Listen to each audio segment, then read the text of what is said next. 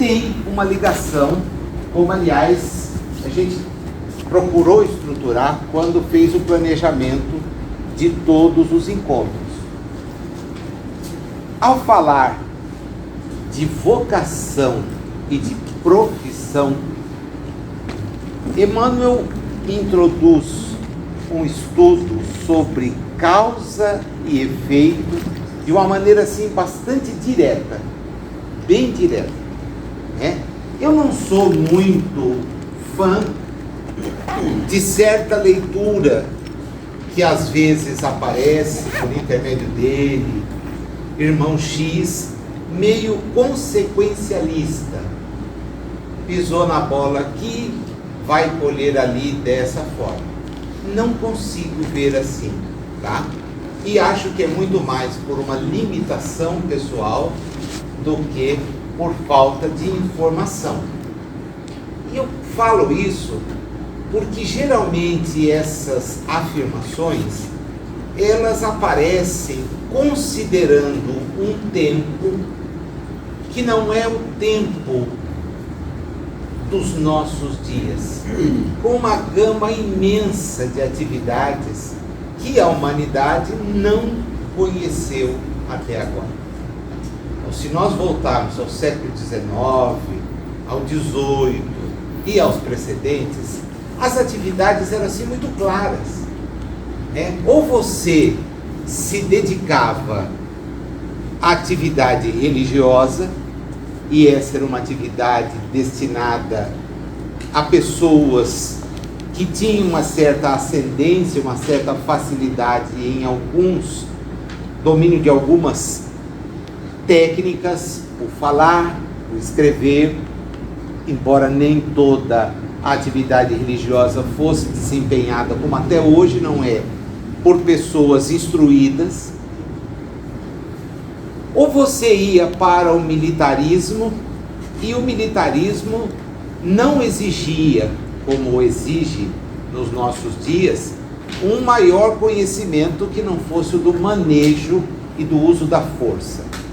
No mais, a atividade da pessoa era agropastoril. E quem tinha alguma atividade daquelas que se exigia, o ferreiro, o carpinteiro, era alguma coisa que vinha da ascendência das gerações. Então o pai ensinava o filho, que ensinava o neto, que ensinava o bisneto, e aí nós temos famílias que ao longo de séculos exercem a mesma coisa. Os nossos dias são muito diferentes. As questões são muito diferentes. Mesmo quando ele faz menção, e a gente vai passar por isso, a juiz, etc., é uma menção, é uma leitura moderna de algo que na época não tinha, não era acessível às pessoas. As pessoas se sujeitavam. Por quê? Por causa da própria estratificação social.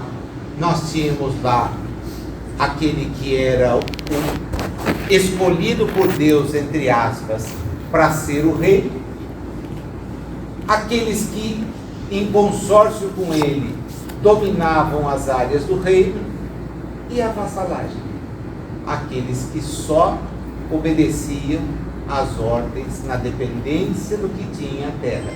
É uma realidade muito diferente da realidade dos nossos dias. Então eu não sei se certas leituras que ele vai fazer, que ele faz, se dariam para ser feitas agora.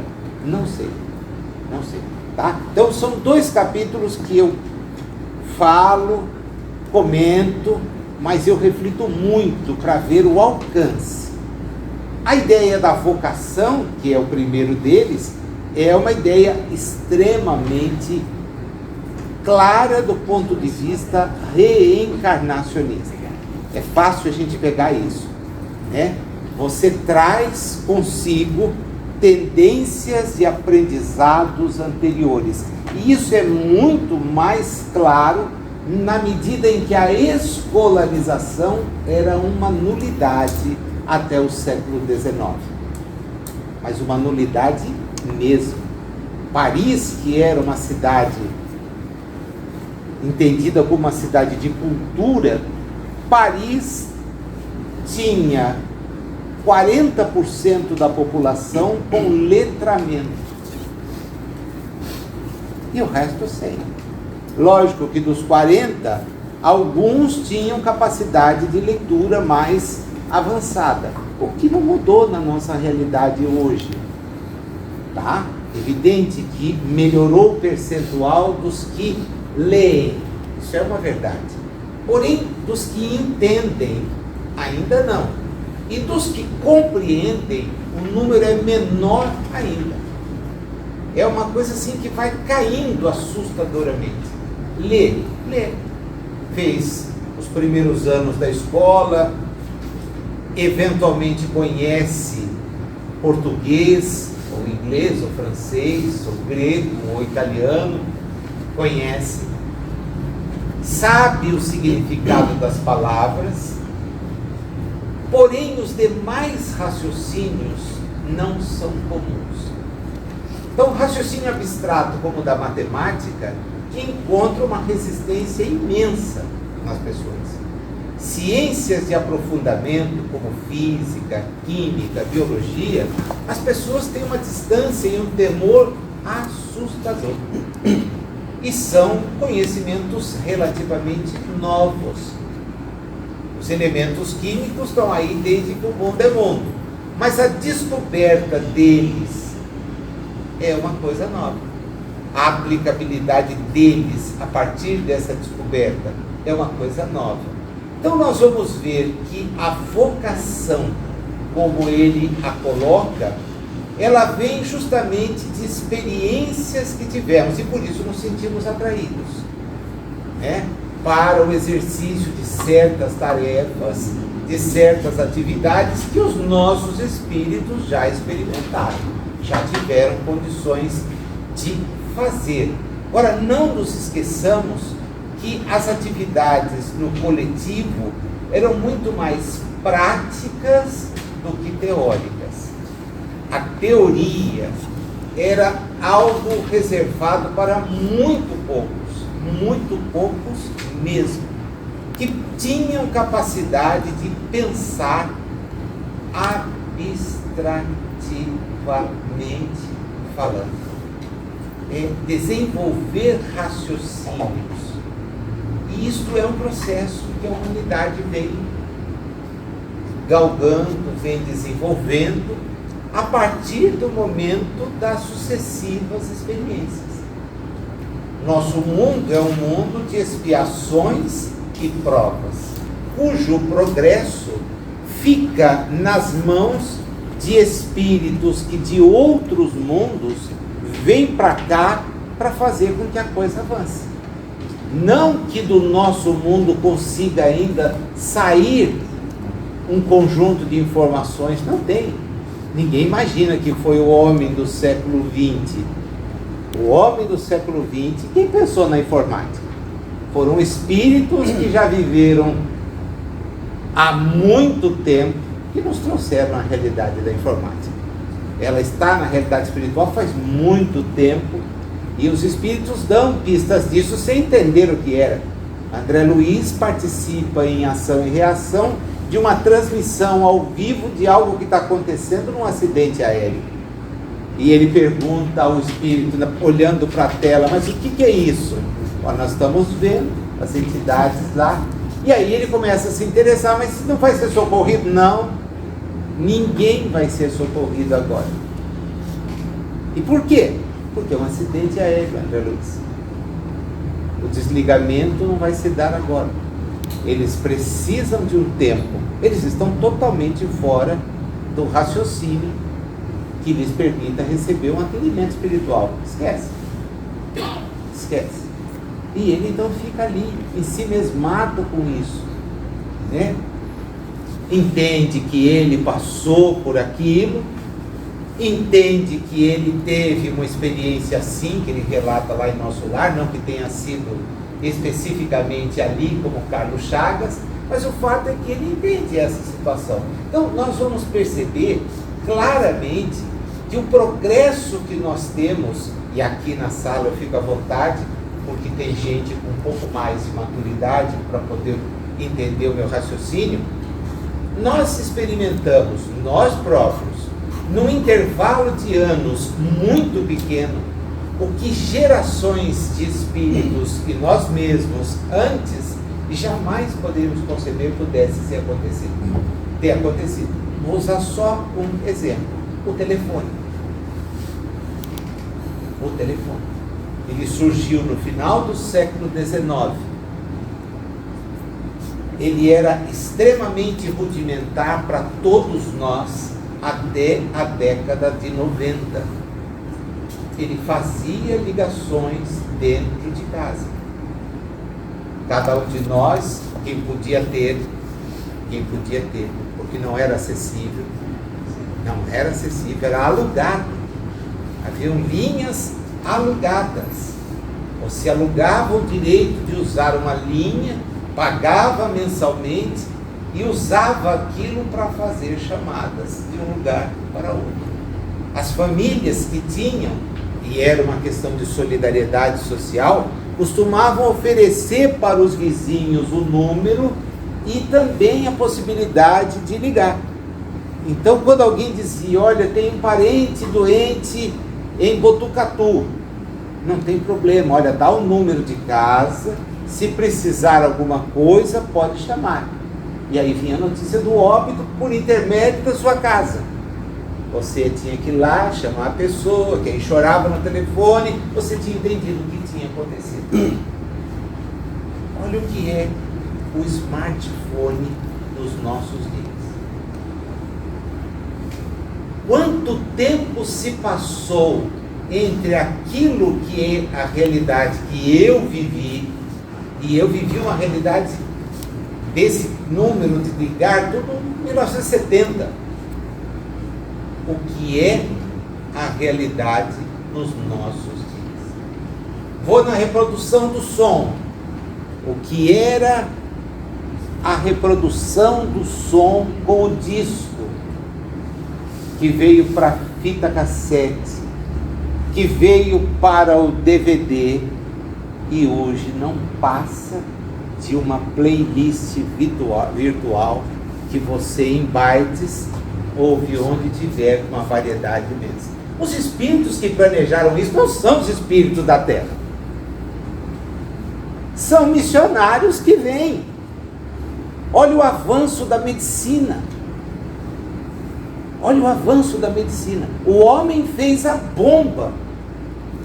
Os espíritos sábios que vieram usaram todos os recursos da bomba e fizeram raio-x, tomógrafo, fizeram o aparelho de ressonância magnética. Então nós dependemos de gente que está olhando para o alto. E essa gente não é a gente daqui.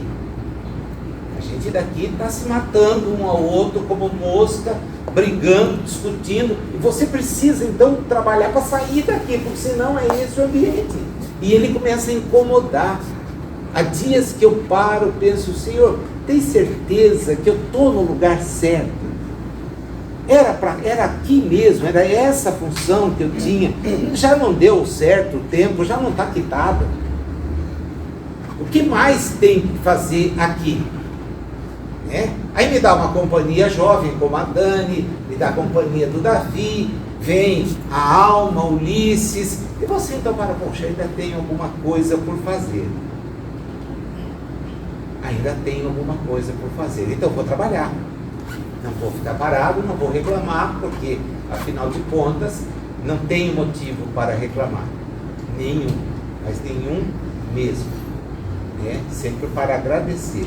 Mas você percebe que nós vivemos um período de uma ebulição que é desse primarismo que de repente está se expondo de todas as formas. E aí vamos descobrindo que meio não serve para absolutamente nada. É meio. E há uma geração de espíritos entendendo que o meio é fim. Tem o celular? Tem. Para quê? Para eu me instruir. Não, instruir você não vai conseguir. você vai precisar do livro, do museu, do cinema, da exposição de quadros, do balé, da orquestra. Aí você vai se instruir. Não, é só pegar aqui. Não. Ele não conseguiu distinguir meio do fim. Meio do fim. Meio sempre foi o computador, meio sempre foi a TV, meio sempre foi o jornal, sempre meio. Agora o fim não é esse, é o meio. Então a gente vai mergulhar nessa conversa agora da vocação e da profissão com essa ideia. As atividades que nós fazemos, algumas são típicas de estar aqui, é por isso que é curioso, né? Porque ele fala de vocação e depois, quando ele vai falar de profissão, ele dá um salto. Ele diz: profissão é mais do que o exercício de uma atividade, é o exercício da abnegação. É quando você pula a atividade profissional. Porque a profissão, para alguém que já raciocina, é algo que traz uma insatisfação imensa. Porque ela é rotineira. Ela é rotineira. Ela nos massacra.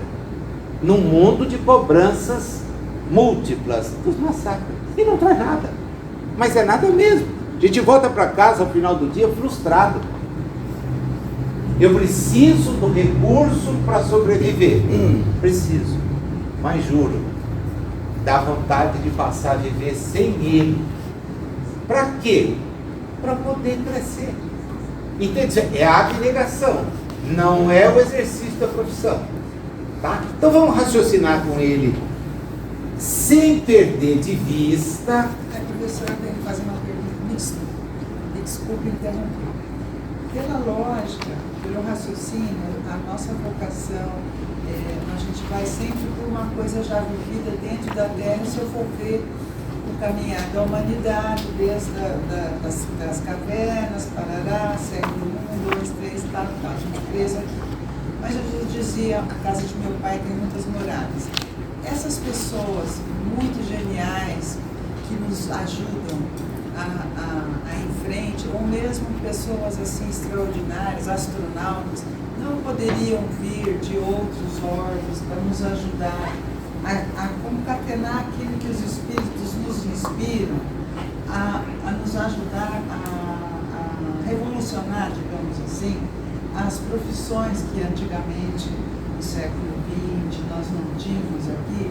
Então, não seria uma interseção de civilização, a civilização nossa aqui da humanidade, do homem, duas perninhas, a cabeça, e não poderia ter uma interferência, digamos assim. Mas ela existe.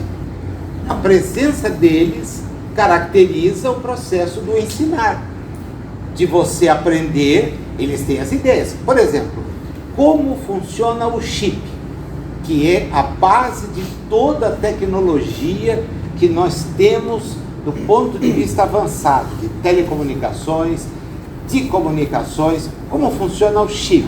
A maioria não sabe. É o segredo mais bem guardado da face da Terra.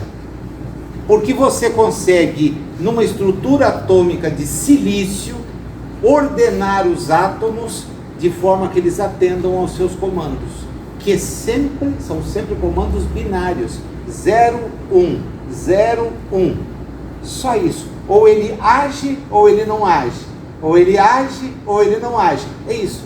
Mas de onde veio essa tecnologia? Não é fruto do homem. Porque o homem, ele é o espírito. E ele não tem essa capacidade da compreensão ainda de que é o espírito. Então vem espíritos de outros lugares que nem sempre têm elevação moral. Não, é isso que eu quis perguntar para o senhor. Se esses avanços que a gente tem, pode ser de espíritos de outros ordens, porque assim, a gente fica meio preso nas encarnações da Terra, não sei o quê, os nossos amigos, blá. esses espíritos de outras orbes vêm aqui com este propósito. Eles vêm porque são espíritos que precisam ajudar mundos de expiações e provas, porque eles próprios não são avançados para estar em mundos felizes. Então eles dependem de nós também para a evolução. Mas é essa solidariedade que fez Jesus chamar Deus de Pai. Então está respondida a minha Tá? pergunta. Quando os egípcios vieram e fizeram toda a construção das pirâmides, notadamente as mais importantes, num processo de alinhamento a estrelas, e elas todas, no povos incas, maias e egípcios, alinhadas todas da mesma forma, eram espíritos procedentes de Cocheiro, da constelação de Capela. Era um espírito para lá sintetizaram. Um lugar que tem 2 sóis. Batata. Hoje a gente tem imagens da constelação de Cocheiro, de Capela, e percebe a presença de 2 estrelas. Eram espíritos. Agora, com que conhecimento? O sujeito olha a pirâmide e diz assim: meu Deus, como é que eles puseram isso aqui? Com uma técnica de engenharia que nós não conseguimos repetir. Até hoje. Ninguém conseguiu repetir. E olha que a nossa engenharia é moderna. Mas ela não tem um guindaste para botar no lugar aquele volume de pedras com aquela condição. Os canais de irrigação levavam água de regiões distantes para ali, sem depender de tubo. Nós temos tubo. Mas eles fizeram o quê? Construções elevadas com pedras justapostas para poder levar. Quer dizer, então o raciocínio, né, de espíritos que, por exemplo, olhavam as estrelas e diziam: ó, a Terra não é nada comparado com essa estrutura.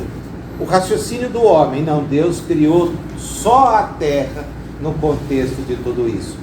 Essa ideia presente na cabeça das pessoas é uma ideia dos espíritos que estão na Terra.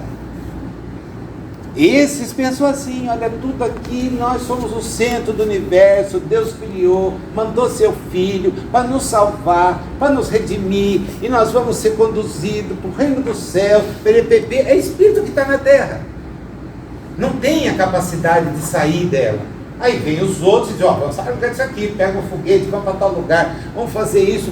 Não, porque os da Terra continuam aqui na Terra. E vão permanecer assim, porque a evolução não se opera por saltos. Amar era o desafio que Jesus veio trazer. Passados 2000 anos, a humanidade não ama. Os espíritos agregaram outro, então, para dar uma chance. Instrua-se. Aí sim, para todos nós, sem exceção, a presente oportunidade reencarnatória é a oportunidade da instrução. Então nós temos que eliminar qualquer forma de misticismo, qualquer forma de crendice e nos instruirmos. Nós temos tudo, inclusive tempo, que nós sonegamos a nós mesmos. Tá? Nós temos tempo, porque nós temos luz 24 horas. Kardec trabalhou em Paris sem a luz, a partir das 18, e no inverno a partir das 16. Vela. Chico trabalhou em Pedro Leopoldo usando um lampião. Dormia 3 horas por noite. Cumpriu a tarefa que veio cumprir. Então, a gente tem tempo. Tempo. É tomar cuidado para não jogar esse tempo em atividades que não representem a instrução. Porque pode ser que a gente não tenha o acesso liberado para a Terra novamente. E aí nós vamos perder o recurso.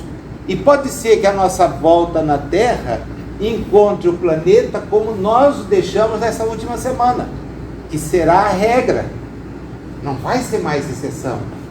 As temperaturas estarão 2, 3, até 4 graus acima das médias históricas.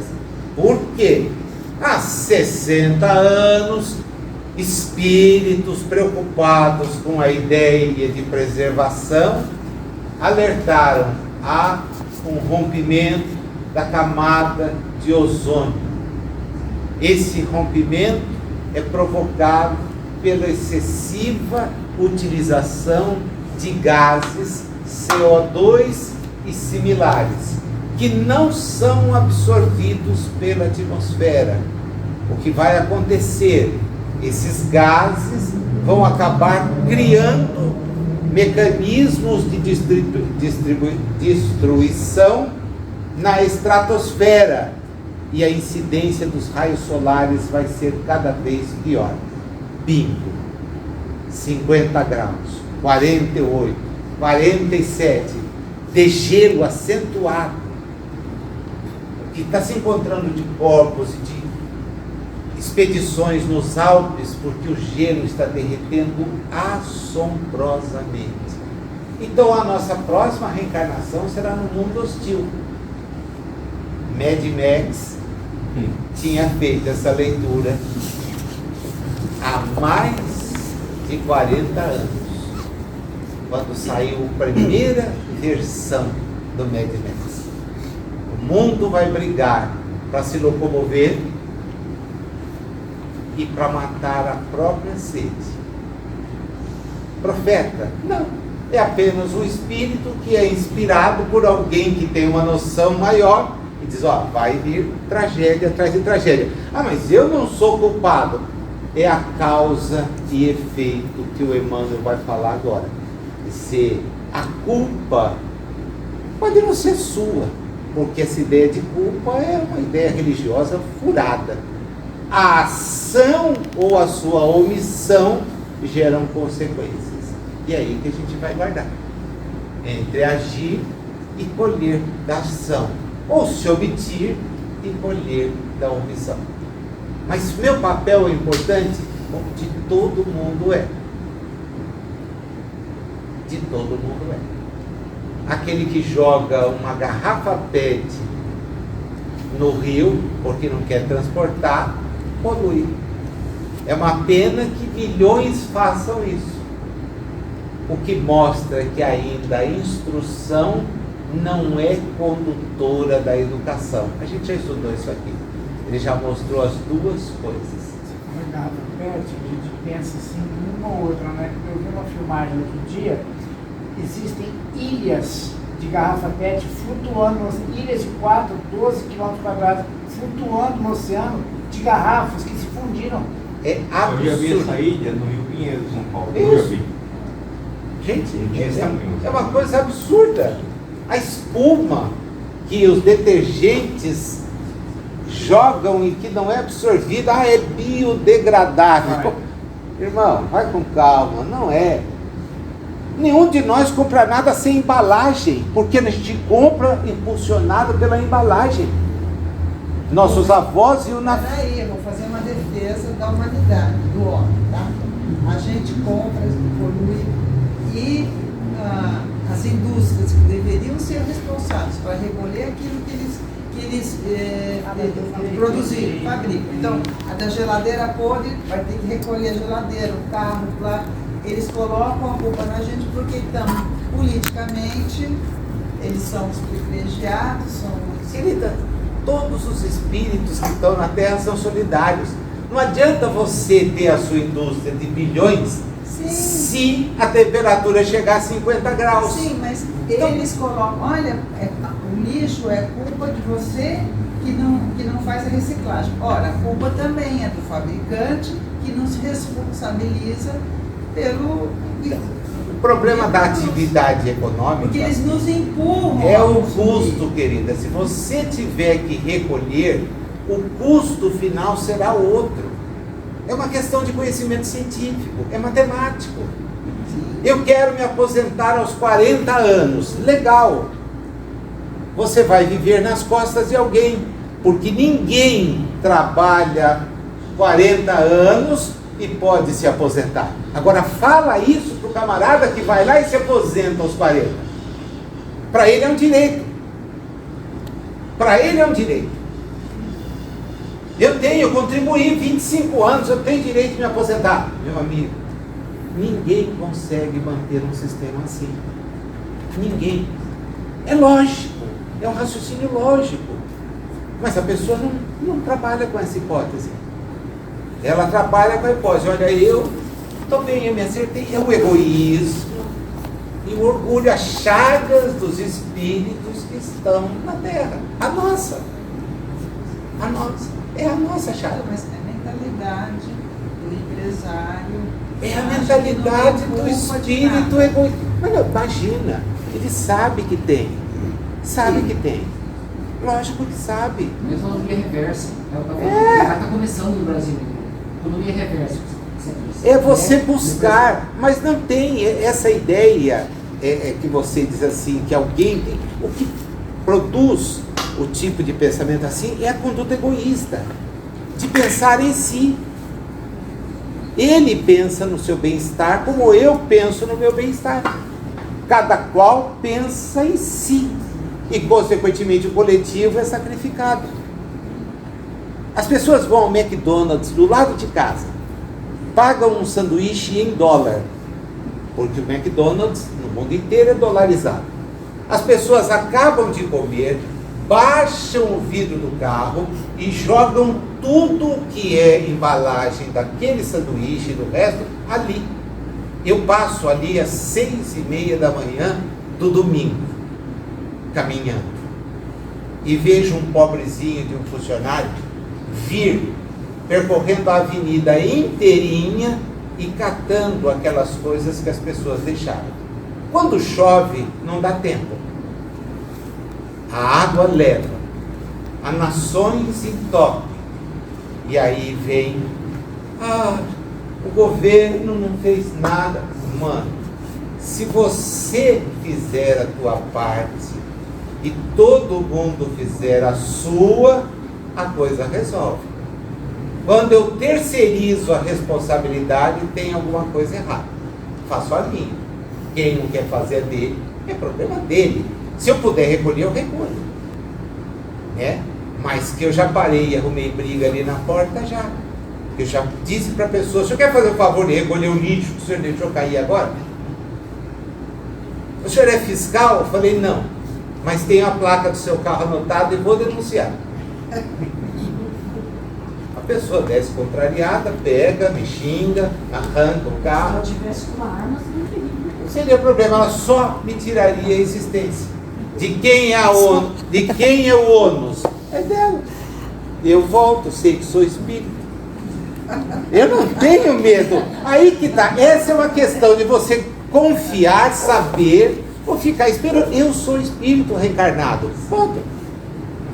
Então, se eu desencarnar nesse instante, eu penso que eu vou ficar triste. Não, agora há pouco ainda disse para a Dani, eu deitei um pouco antes do almoço, estava muito cansado, e tive um sonho em que alguém dizia assim para mim, você aguenta tranquilo que nós vamos demorar um pouquinho para te desligar, tá? Mas a gente vai te afastar daqui para você não se perturbar.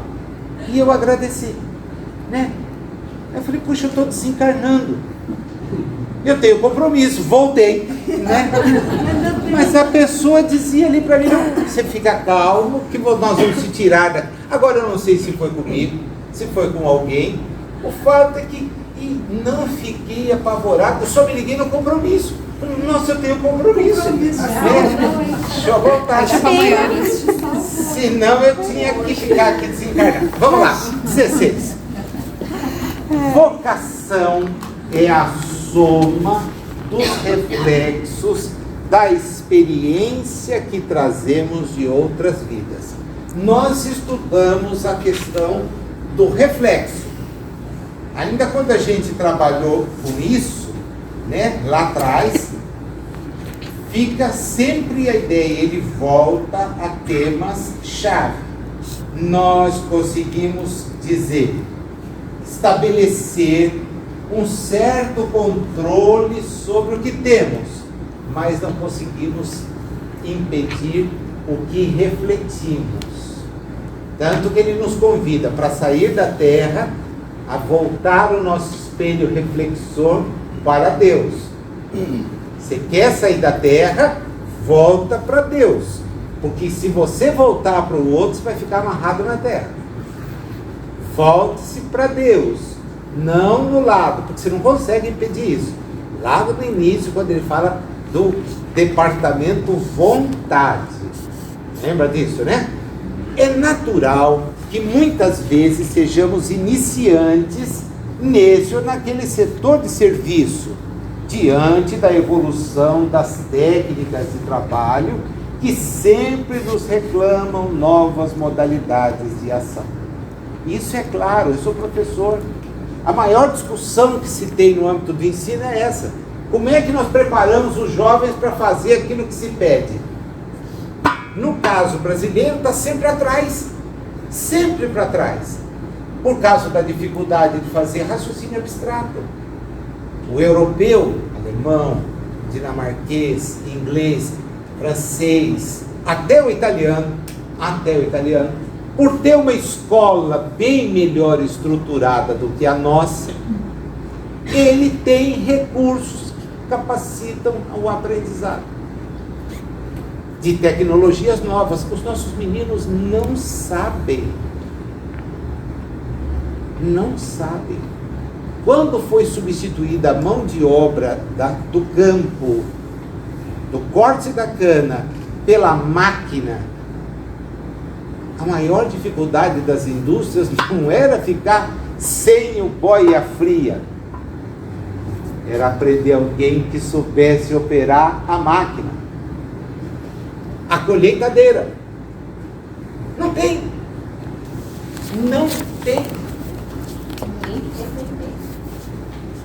a capacidade de aprender.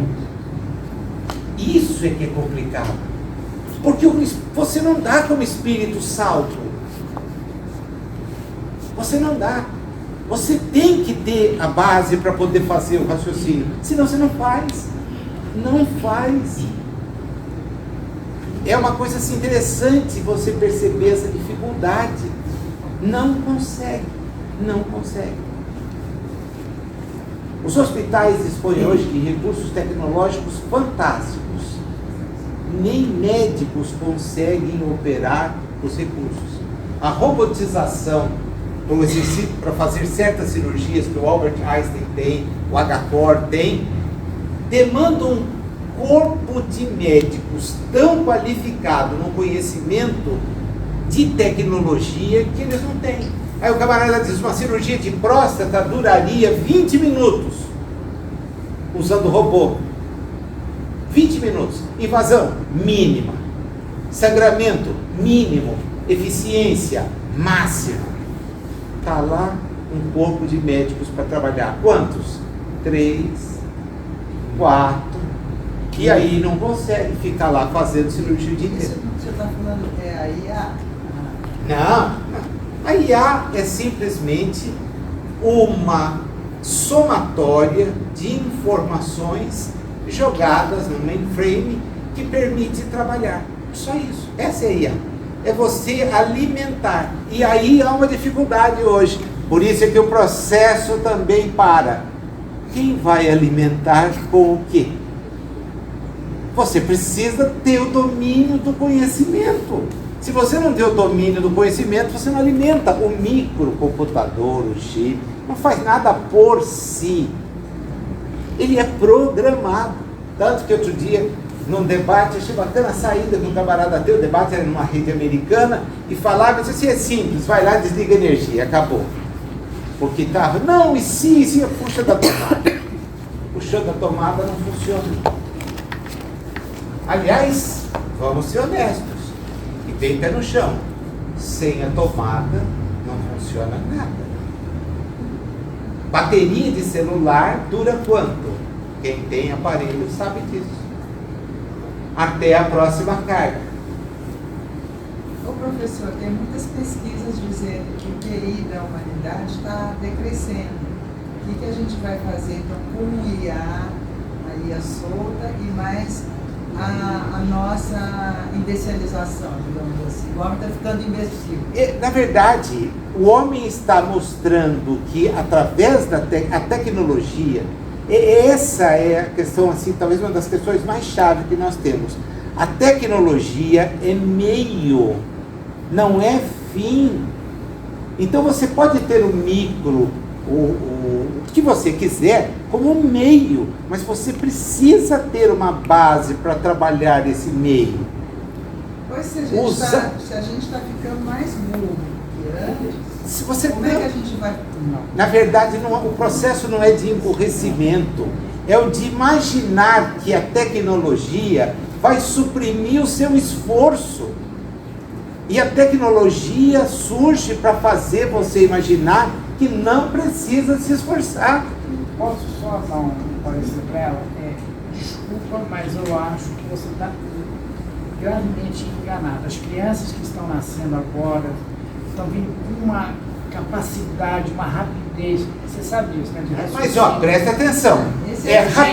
A gente não tinha. Olha, presta atenção. Elas aprendem com muito mais facilidade. O aprendizado tecnológico não leva a nada. A tecnologia é meio. O que adianta a criança ter o meio na mão se ela não faz nada? Semana passada nós pegamos uma fraude na universidade clara.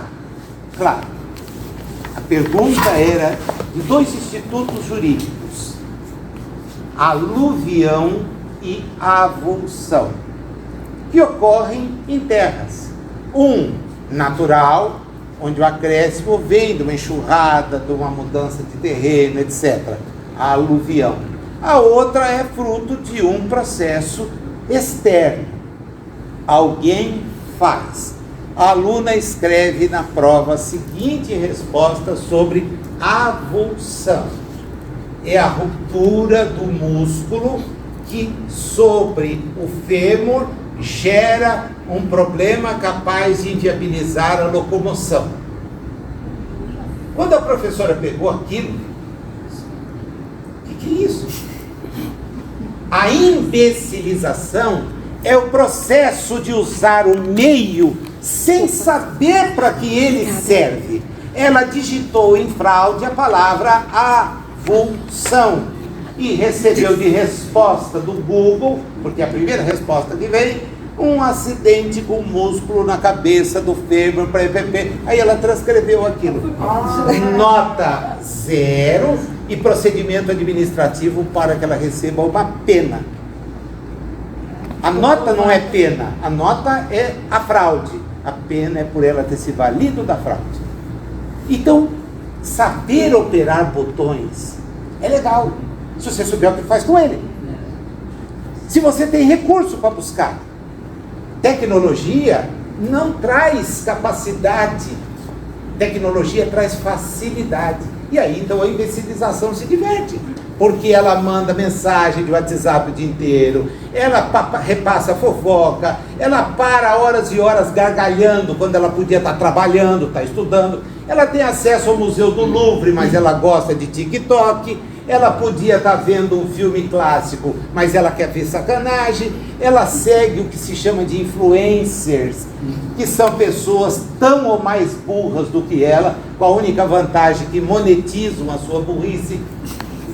E a pessoa segue. Tu percebe? É meio, não é fim. Por isso é que o livro é de todos os meios o que enriquece. Porque o livro é uma sequência de frases que te obriga a crescer a partir delas. Quem de nós, lendo André Luiz, nunca se imaginou no lugar que ele descreve ali? Memórias do Suicida. A gente lê o Vale do Suicida, você parece que sente arrepio. Estou junto com ele. Então, quando lê a primeira leitura de Emmanuel, e há 2000 anos, juro que eu saía na rua pensando que eu ia cruzar com um romano. Eu chegou um período, eu li o livro em 3 dias. Fiz uma imersão naquilo. Há 2000 anos. Daquele jeito, você conseguiu 3 dias?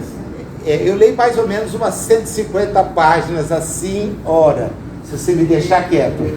Se eu não tiver ninguém me interrompendo, se eu tenho alguém me interrompendo, eu já não leio. Mas eu faço isso. Eu sempre li um livro por dia. Um livro por dia, minha meta, e vou lá e leio o livro. Pode ser grande ou pequeno. é meta, né? Então eu vou e liquido. Eu não tenho necessidade do vocabulário, nem sempre, né? Então eu faço uma leitura mais rápida. Agora, quando a pessoa tem que assim, reclama, novas, aí não vai dar. Vai dar, não vai conseguir terminar. E lê em voz alta, tem gente que lê não com os olhos, né? Ela interpreta. Eu leio para os espíritos, me disse uma mulher. Não, é analfabeta, disse eu de resposta. Eu nunca fui para casa com resposta guardada, né? Perco a amizade, mas falo aquilo que eu penso. Imagina, ler em voz alta, para quê? É para doutrinar os espíritos. Então, vejam vocês, a prática da fraude, ela tem um meio. Mas ela não sabe o que fazer com ele. Ela não sabe. A IA é um acúmulo de informações. Tá, qual você separa? Sabe qual separar? Não. Não sabe nada. Lógico. Você me emocionou com a fala dele, sabia? Nossa. Eu amo o cheiro do livro, você abre. Esse é o único vício que eu tenho, que minha mãe dizia: você vai consumir uma traça, porque você tem um monte de livro velho. Desde novo eu sou assim, né? Desde reencarnado pequeno. No sábado à noite era a maior briga na minha casa. Minha mãe abria a porta do meu quarto e dizia: você não vai sair? Não, vou continuar estudando. Júnior, são 10 horas. Qualquer jovem na sua idade, essa hora, estava na rua. Obrigado, mãe, vou continuar aqui. Então tá bom, eu vou dormir. Boa noite. E eu ia até a 1, 2. Às vezes a minha avó acordava na madrugada, via a luz acesa. O que você está fazendo? Estou lendo. E no final que eu saí, foi para Inglaterra, para França, para outro país, para outro lugar, né? É isso. Viagens virtuais. É isso. Quando eu, pela primeira vez, pude entrar no Louvre, é uma emoção. Mas quando você virtualmente vai ali, vê tudo com detalhe. Porque quando a gente visita, você vai lembrar, você, puxa, que bonitinho, já é o próximo. Não tem tempo, você não pode ficar 10 dias. A Mona Lisa fica lá no longe. Nas redes. Agora está lá o detalhe. Então, quando você tem a base, você aprofunda. Mas quando você não tem base, eu fico atrás de TikTok. Aqui vai um videozinho novo. Entra aqui assim. Bom dia. Agora me diz uma coisa. No meu caso, a artificial, eu estudei um monte de gente na minha área, de design gráfico. Então o que acontece? Antes o que 5 pessoas faziam, agora uma faz em 20 minutos. Sim. Por quê? Porque é um raciocínio que, de certa forma, a máquina com informações desenvolve uma velocidade assombrosa. Pensa em cores. Cores. Enquanto a gente vai na paleta, testa essa, testa aquela, a máquina automaticamente faz esse mesmo, só que numa velocidade de processamento assombroso. Para a gente encontrar uma jurisprudência, Celso sabe disso porque é da minha geração de advocacia. Nós passávamos a colecionar revistas, todas elas a gente tem que abrir, encontrar pelo menos pelo sumário ou no índice, assuntos que nos interessam e começar por marca. Porque de repente vem um treco, se eu vi isso em algum lugar, ia na estante, aí fizeram o índice da revista. Oh, que sonho! O índice eu lia todo ano. Revista dos tribunais? Li. Hoje, você põe 2 palavras no site de qualquer tribunal, ele te dá tantos acórdãos, 1,5 milhão de resultados, que aí a gente não consegue ler. É 1,5 milhão de resultados, eu não consigo ler. Como é que eu faço isso? Então eu tenho que aprender, aí eu preciso aprender a tecnologia, a usar operadores que me ajudem a chegar naquilo. Então, isso, não isso, aquilo, não aquilo. E aí eu vou digitando na linha de procura as expressões ou uso o aplicativo que permite para poder chegar. Senão eu não chego. E mesmo assim ele me dá disponíveis 50 mil resultados. 50 mil. Como é que eu vou fazer isso? 50 mil.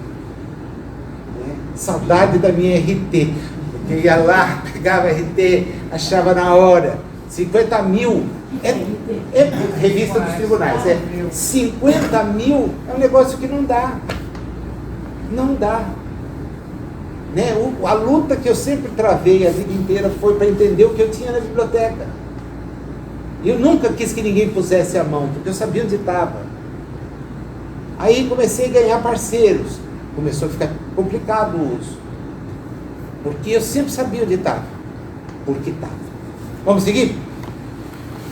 Comumente, retomamos no berço a senda que já percorremos, perlustramos, seja para a continuação de uma obra determinada, seja para corrigir nossos próprios caminhos. De qualquer modo, em todas as ocasiões, o título profissional é carta de crédito para a criação de reflexos que nos enobreçam. Então, quanto mais eu tiver conhecimento, eu posso refletir outros conhecimentos que me melhorem. O administrador, o juiz, o professor, o médico, o artista, o marinheiro, o operário e o lavrador estão figurados naquela parábola dos talentos de que se valeu o Divino Mestre para convidar-nos ao exame das responsabilidades próprias perante os empréstimos da bondade divina. Quantos talentos você tem? 1. E o que você fez com ele? Escondi, Senhor. Esconde. Eu sei que o Senhor é um juiz severo, um administrador cruel, então eu escondi para te devolver. Tira dele esse 1 e dá porque tem 5, agora 10. Por quê? Ele não tem condição. Todos nós podemos duplicar, para dizer o mínimo, aquilo que recebemos no nosso patrimônio. É esse o desafio reencarnatório. A gente volta num mundo cada vez mais sofisticado para ampliar a capacidade. Ampliar. Então nós não podemos ficar num só. Nós temos que ampliar. Ampliar. Conhecer mais. Novas coisas. O tempo todo. Porque os recursos ajudam. Os recursos ajudam. Não pode deixar o cérebro enferrujar. Mas será que também não funciona como na cilada? Por exemplo, as crianças que, em vez de estarem desenvolvendo raciocínio, desenvolvendo sociabilidade, ficam ali no celular. Será que isso não é uma cilada para a humanidade? Cadê o pai e a mãe? Querida, o problema do pai e da mãe é não querer ter o compromisso de ser pai e ser mãe. Ele dá o celular para o filho e fica ali. Agora, qual é o raciocínio do pai e da mãe? A gente precisa ver a pessoa. O que ela faz? Como ela faz?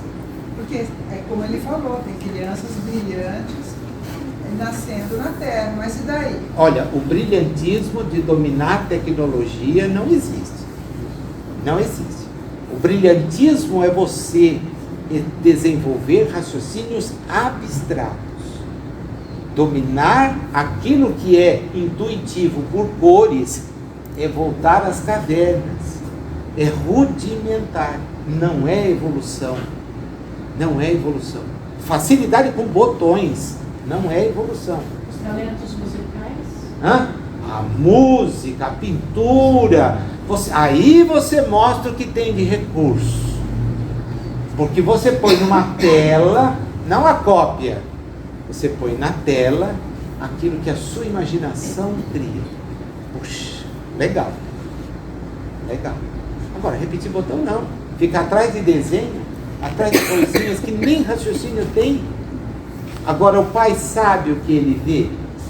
Não. O pai quer o sossego que os minutos do celular lhe trazem eventualmente. Pega aí. Roleta russa. Hã? Roleta russa. Cada espírito recebe no plano em que se encontra, pode ser o encarnado ou não, certa cota de recursos para honrar a obra divina e engrandecê-la. Mas na maioria das circunstâncias, o que nós fazemos com esses recursos? Olha as respostas. Nós usamos no jogo infeliz de nossas paixões desgovernadas, no aloucado propósito de nos antepormos ao próprio Deus. É a inteligência que quer ser maior do que a primeira, a suprema, a causa primeira. O homem desconfia, eu sou mais do que Deus, o que é Deus? Uma criação religiosa. Mas Deus não é essa criação religiosa, essa aí não é boçal. 3 em 1. Isso é boçal demais. 3 deuses num só. Isso é uma época de tribalismo lá atrás. Não, mas é 3 em 1. Daí a colheita dos reflexos amargos de nossa conduta. Quando se nos desgasta o corpo terrestre e a gente tem que voltar às dificuldades do recomeço, em que o Instituto da Reencarnação, então, é um remédio. Volta. Agora ele tem um parágrafo que é o parágrafo do consequencialismo. Esse grande parágrafo, o maior parágrafo que tem no livro, está aqui na sua frente. E que ele tenta estabelecer um jogo consequencialista de causa e efeito. Eu acho que a leitura é uma leitura para a gente fazer pensando nas ações que adota, porém não na simplificação como ele a coloca. Porque, por exemplo, dizer que o juiz severo amanhã será o réu no tribunal é um consequencialismo complicado, que aquele que foi um agricultor, que judiou, que fez, amanhã volta escravo. Então, esse bate e volta, eu me permito ler com o pé atrás. O pé bem atrás. Aceito todas as informações, porém acho que aqui é um maquitube, uma coisa muito... Pode ser que eu disse para vocês logo no início, eu esteja redondamente enganado. Eu sempre desconfiado. Assim eu fico bem. Olha que coisa que vem no último período que fala sobre as mulheres.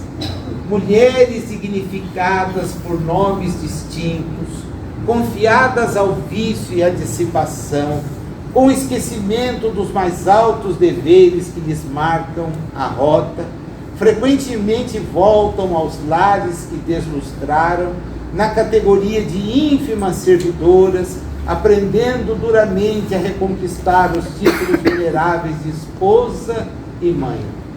É uma releitura que, para mim, é extremamente furada. Está parecendo complementos, né?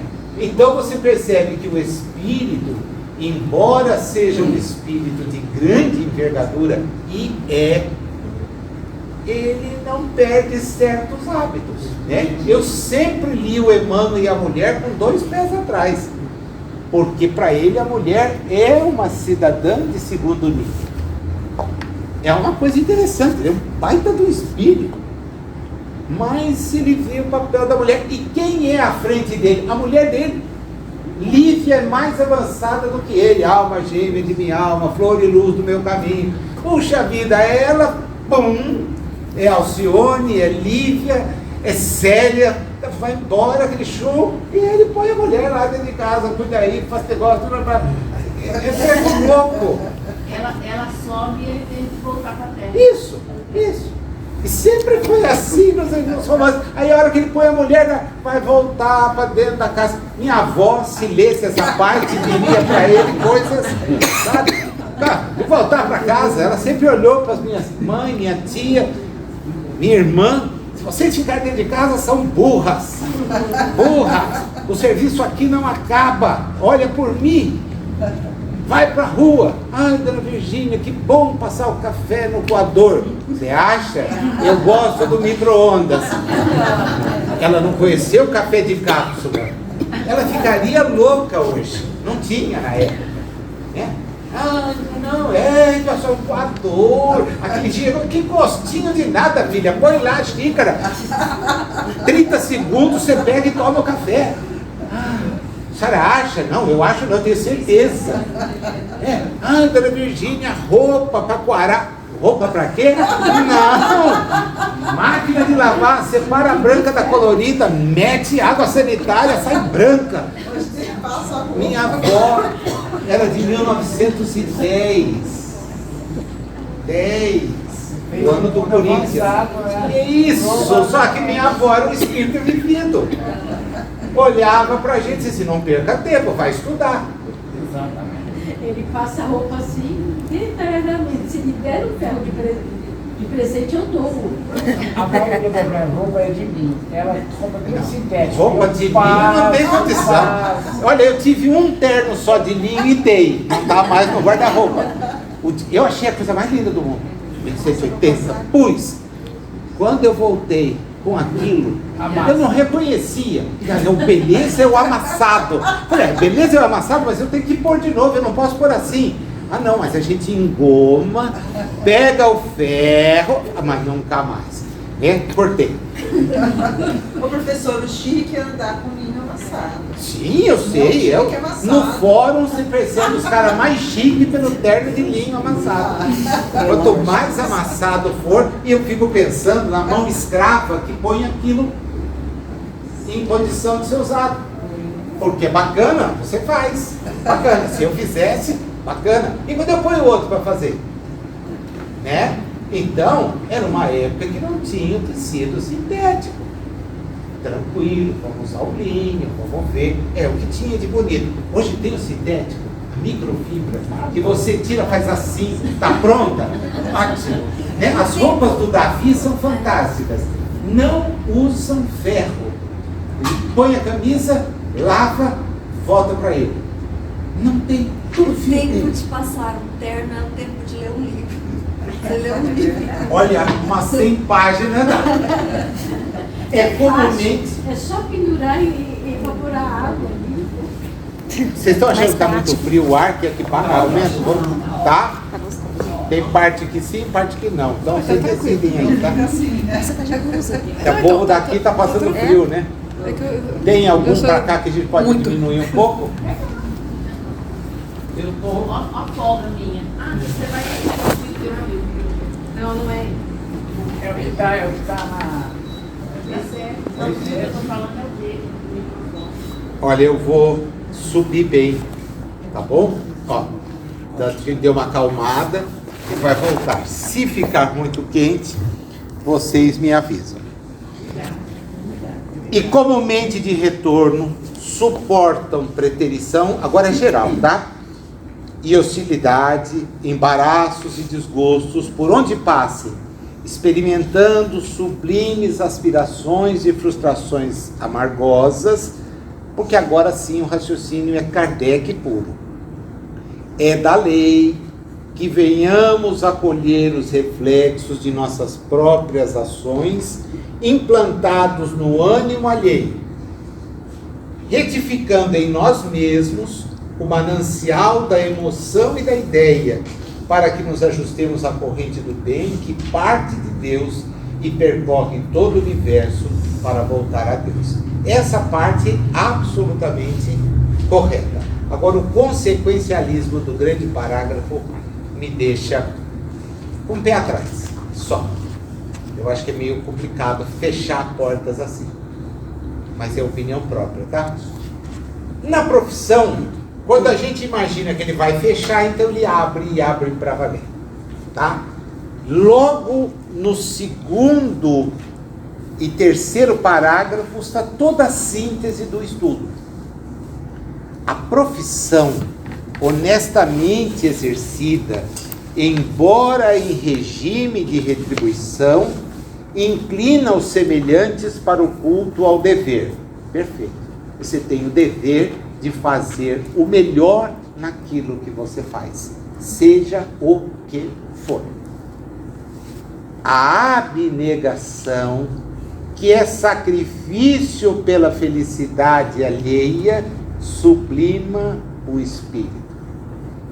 Então a diferença está aí.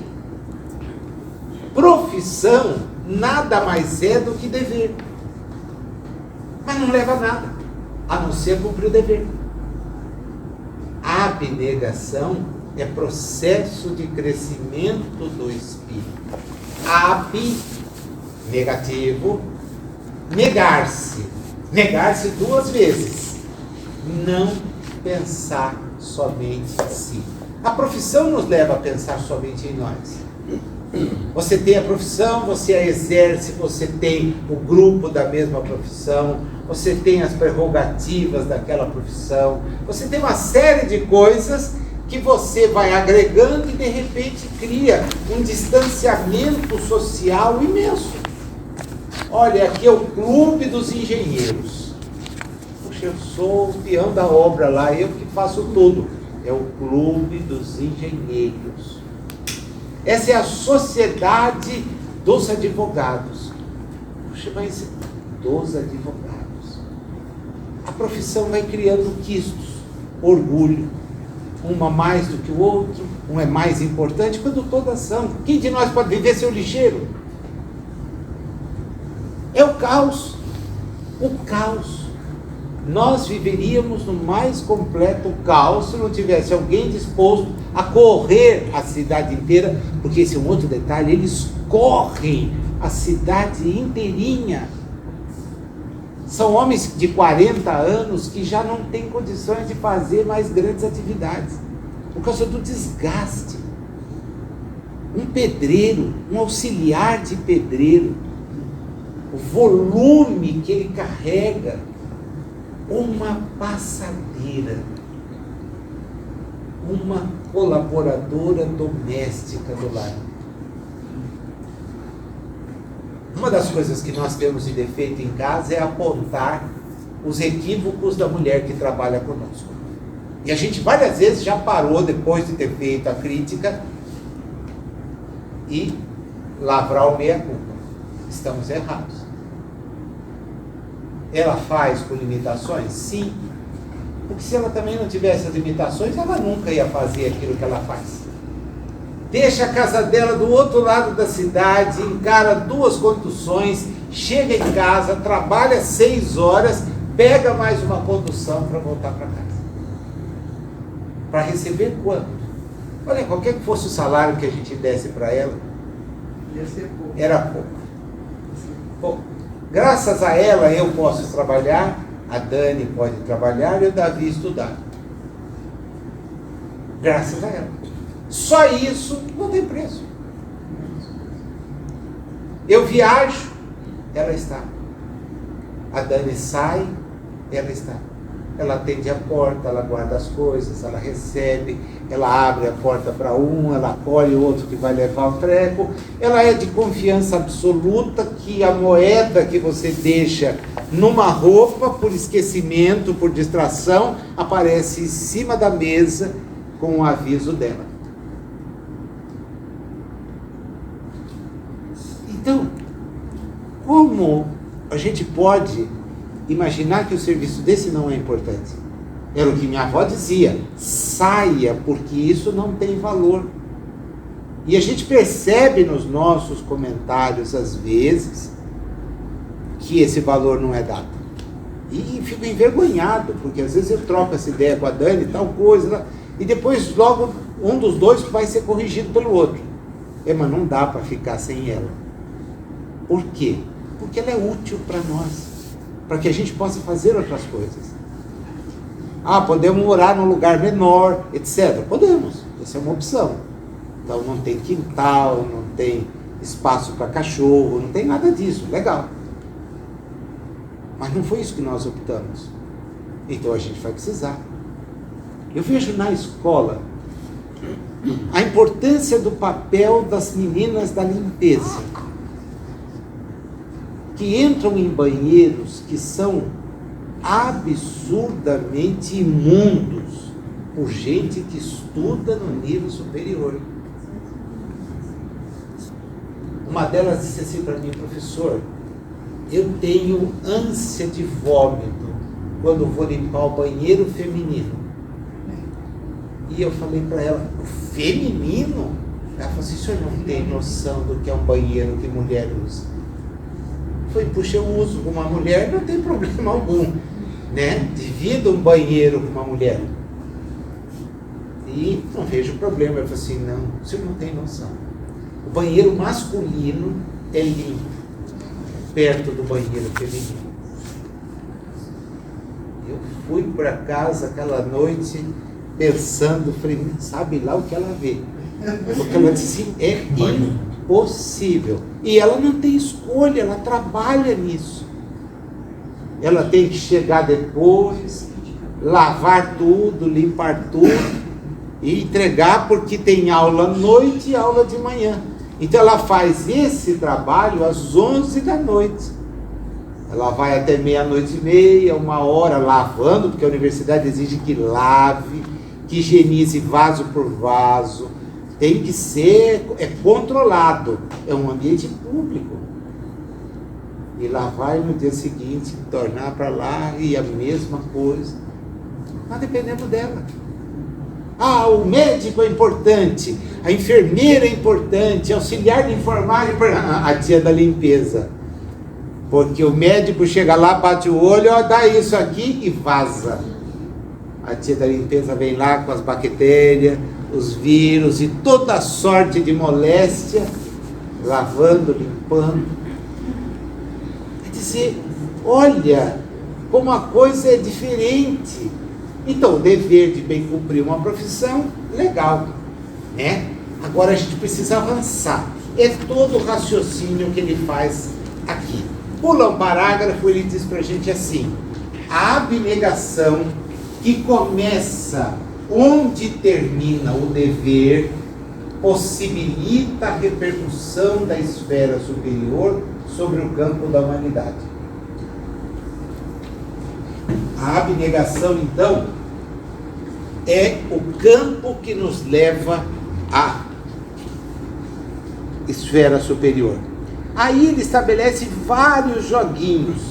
Ele fala do delinquente, fala da pessoa que fica presa no mesmo lugar, fala do administrador, fala do homem que cede o suor e sangue de si mesmo, fala da alma que trabalha junto à criança, do matemático, para nos dizer, pela fidelidade ao desempenho das suas obrigações, o homem melhora a si mesmo. Então, quando a gente trabalha e trabalha corretamente, nós melhoramos a nós mesmos. Aprendemos técnicas novas, métodos novos, ótimo. Mas é pela abnegação que o anjo aproxima-se do homem melhorado, aprimorando a vida e o mundo. Nas atividades que transcendem o quadro de serviços remuneráveis na terra, fruto das almas que ultrapassaram o impulso de preservação do próprio conforto, olha como é claro, lógico, descem os reflexos mentais das inteligências celestes que operam por amor, nas linhas da benemerência oculta, linhas em que encontramos os braços eternos do divino incognoscível, que é Deus. Então, enquanto eu faço aquilo que vai traduzir para o meu bem-estar pessoal, que é o nosso trabalho, eu não estou fazendo nada. Pelo contrário, eu tenho o dever de fazê-lo bem feito. E hoje, se a gente passar no fio da honestidade, o tempo que a pessoa está vinculada ao trabalho, em que ela está realmente trabalhando, nós vamos descobrir que ele não é grande. Não é grande. A pessoa se distrai, ela pega o celular, ela interrompe, ela abre o computador para ver um site que não deve, ela para fazer a propaganda de alguma coisa, ela distrai outros. É absurdo. E você descobre que as pessoas não estão ali porque elas começam a rir, elas querem mostrar aquilo para alguém. Nós estamos ali para trabalhar. Acho que uma das poucas atividades que a gente não tem esse espaço é lecionando. Porque você tem programa para cumprir, um tempo de aula para dar, Você entra ali e tem que se virar cada vez em menor tempo. Mas os alunos, misericórdia, não estão na aula. Quando eu voltei para Bauru, eu vim de Campinas, foi até por coisa do assassinato do meu pai, eu dava aula no Cefam, encostada na porta. Tamanho, porque assim, para eles aumentarem, tamanha quantidade de recados que permitiu.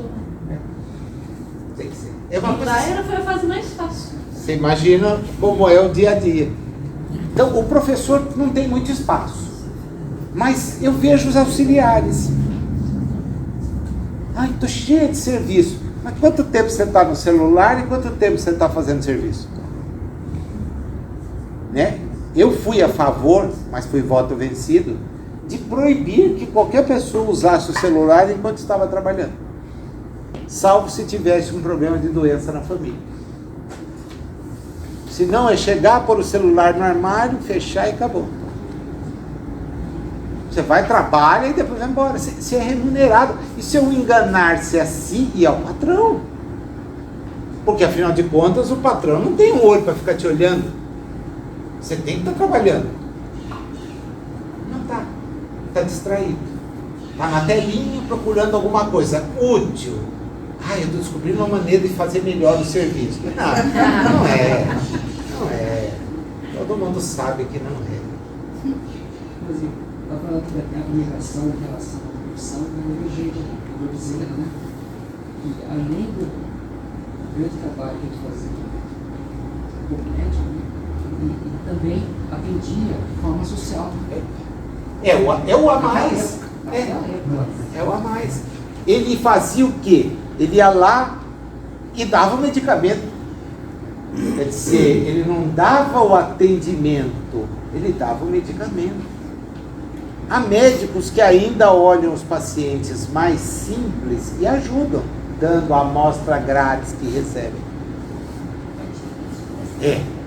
Não, é cada vez menor. Cada vez menor o número dos que fazem isso. Tem, ainda conheço alguns. Vou dar o nome de um deles só, o Dr. Negrato, que trabalha com pessoas que têm diabetes, questão de dislipidemia acentuada, com problemas mais ligados mesmo à questão hormonal. O Negrato vai no seu repositório de remédios, vem e entrega. Diz, olha, esses primeiros você tem aqui. Não tem a questão da relevância do preço, mas ele reparte. Ele recebe, não usa, reparte. Há outros que vendem. Quer dizer, é fácil justiça porque ele realmente é assim. E é assim, eu conheço há 40 anos. 40 anos é a minha amizade com ele. Nós morávamos na mesma região da cidade. 40 anos. Desse jeito sempre. Sempre foi assim. É próprio. Né? Você dá um pouco mais. Nessa província moral do devotamento sem lindes, em que surpreendemos todos os corações humanos consagrados ao serviço espontâneo do bem, nem sempre respira o gênio, por vezes onerado de angústia pela soma dos reflexos infelizes que carreia consigo desde o passado distante. Aquele que está à frente dos outros, consequentemente, tem muito mais experiências, muito mais reflexos. Mas identificamos facilmente os altos sacerdotes de todas as religiões, os admiráveis artistas de todas as pátrias, os nobres inventores de todos os climas, os artífices iluminados de todos os povos e as grandes mães, tantas vezes esquecidas e sofredoras de todas as latitudes. Por todos esses, a espiritualidade superior desce gradativamente à esfera humana, sem qualquer ligação com o pagamento da popularidade e do ouro, porque aí pelo completo desprendimento de si mesma no auxílio aos outros, que a alma vive o apostolado sublime da renúncia santificante, atraindo o pensamento divino para o burilamento e a ascensão da humanidade. Veja, a gente coloca isso como profissão. Não, esquece a profissão. É a abnegação. É o que você faz a mais. Agora, para a gente parar, pensar e refletir antes de ir embora. Todas as vezes que nós nos dizemos exaustos das atividades que desenvolvemos no trabalho, nós precisamos parar e pensar se é só pelo exercício da profissão que nós estamos nos sentindo assim. Se sim, tem alguma coisa de muito errado aí. Nós estamos perdendo oportunidade de avançar. Nós temos que pensar na abnegação, de esquecer aquilo que só vem para nós e começar a pensar naquilo que vai de nós para os outros. É o serviço voluntário, o comprometimento com causas nobres, o esforço do pegar aquilo que nos vem da profissão e repartir, mas não apenas com os nossos filhos, maridos, esposas, pais e mães, repartir com quem não tem oportunidade.